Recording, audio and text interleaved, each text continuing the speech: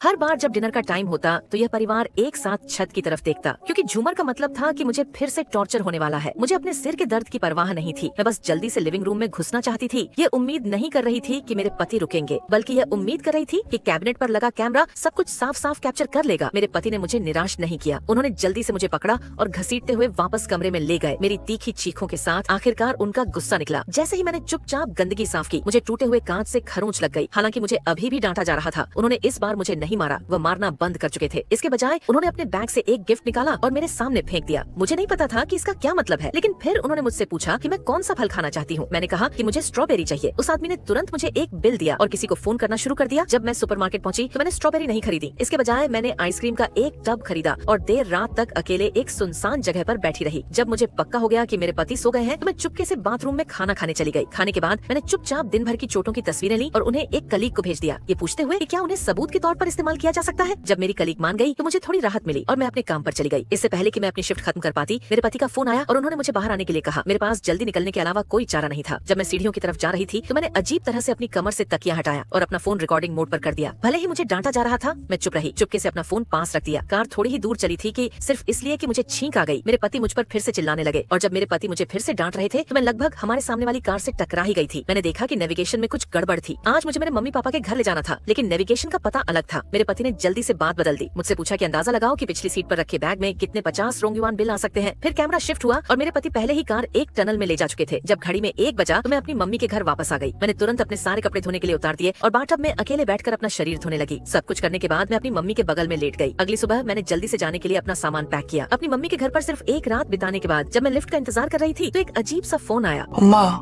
남편이 죽었대.